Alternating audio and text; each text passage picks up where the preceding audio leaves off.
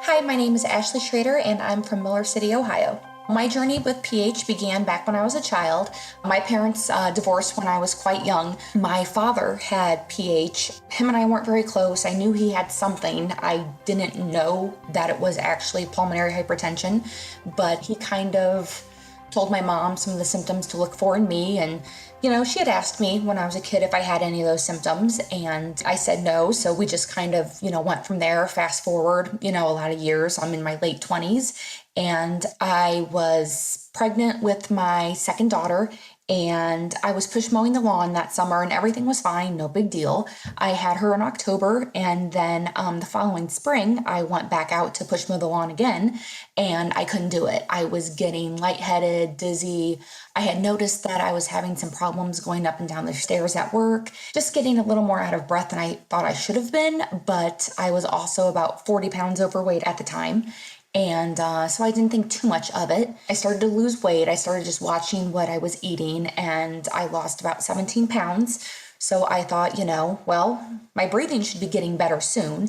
And it just never did. And I was at work one day. I was coming in from outside, and it was a very cold day in March. And I actually passed out and hit my head, had to go to the hospital. They got me stabilized. And then they told me to see my family doctor the next day to see what was going on. So I went to my family doctor and told him my symptoms. And he had asked me, have you ever heard of pulmonary hypertension? And I said, no, I don't think so. And he's like, does anyone in your family have this? And I said, I don't think so. So he ran a bunch of tests, and I went home that night, and I got to thinking about my dad and the illness that he had. And so I called his sister, my aunt, and asked her, I said, what was the name of that disease that he had? And she told me pulmonary hypertension.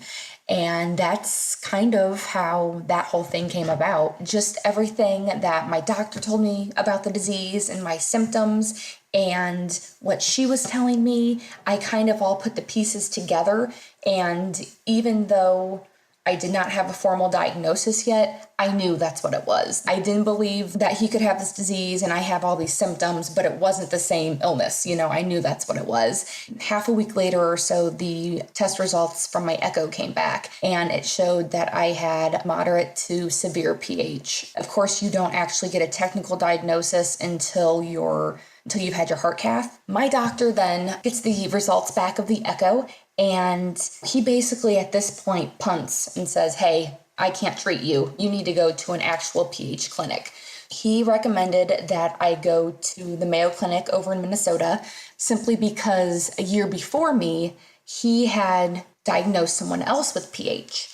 And that person had great success at the Mayo Clinic. So he said, I will send you to whatever clinic you want to go to. But if I had my way, I'd send you to the Mayo Clinic. So I said, okay, sign me up. So about 2 weeks later, I went in for all my testing over in Minnesota, and my heart cath came back, like my peak pressure was in the 90s or something. It was pretty high. My BNP was incredibly high. My heart was not functioning the way it should.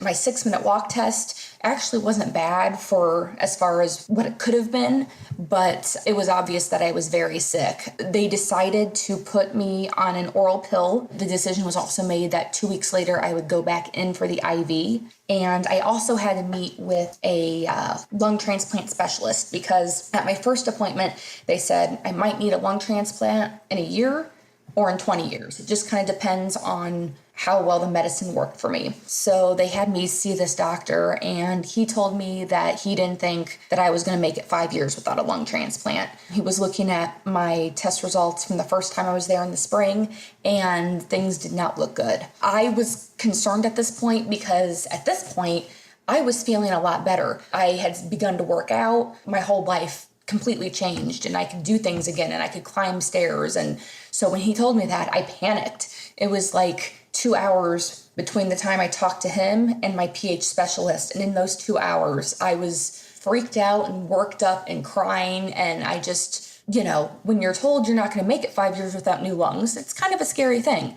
So I go in to see my pH specialist, and I explain what happened and what the other doctor had said about the transplant. And he looked at all of my results from that day. And he said, I am so sorry. I never should have had you go to speak with him. I did not think you were going to recover like you did. Everything looked great. My BNP dropped to normal levels. My pressure was like in the 40s. I like doubled my 6-minute walk test. My exercise stress test improved. Like basically every single thing that could have improved did. I just completely blew them away. They're very happy with my progress. Like I said, they were going to try to put me on the list for a lung transplant. After that appointment, they are putting that on hold because at this point, I'm basically too healthy. I would never qualify for lungs anyway. So I do know eventually, obviously, I'm probably going to need a lung transplant. There's no cure, but there is no plans for that in the immediate future. He did put me on the second oral pill. I said, is there any possible way I can maybe get off the IV one day? And he's like, maybe. We'll see you back in December and we'll see how it goes. So fast forward to December and I go back, another heart cath, all that good stuff, and everything still looks great. So at that point, it was decided that I could start to wean off the IV and onto an inhaled medication. We started the conversion in February, and then in March, I was completely off the IV and on inhaled meds. And then I went back in May to make sure I was still okay. Another heart cath, all that good stuff. Everything came out great. So my IV was removed May, I believe, of 2013, and I have been IV free ever since. I think having the right set of doctors for one thing is key. My family doctor, he knew right away that he couldn't treat me, that he needed to send me to a pH specialist. So I would say if you're not already going to a pH specialist, that's where you need to go. That's who needs to see you. They're going to be on the cutting edge of all the new treatments and all that. They know what's coming up. They know of clinical trials they can get you in. A pH specialist is really the one that you want handling your treatment. Back when I was diagnosed, they had 3 different classes of drugs. And the way my doctor explained it to me was this. When you go to war, you don't just fight from the ground. You fight from the ground, the air, and the sea.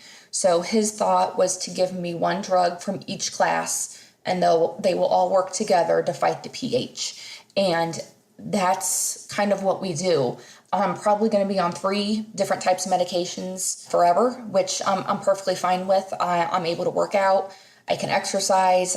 My life is so much better now than what it was. Everyone's different. I think having the right combination of drugs and the right doctors working for you is really probably the key. I just want to say a lot of people in our support groups, they're hesitant to go on the IV because, it's scary. You're hooked up to a lifeline. You have this IV that you now have to take care of.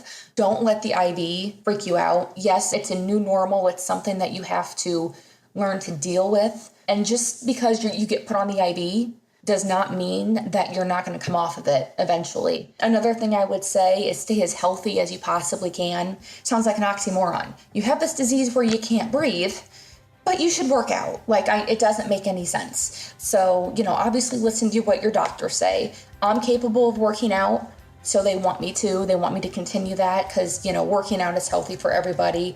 Obviously, you have to do what you can do, even if that's just walking around the block or just, whatever that means for you. Try to stay active, try to, eat healthy, try to take care of you. You'll feel so much better in the long run. I'm very thankful. My husband is amazing and he helps take care of the kids when I need it. And it's just kind of, when you're sick, sometimes it's a team effort. So I guess surround yourself with as many loving, positive people as possible. My name is Ashley Schroeder, and I'm aware that I'm rare.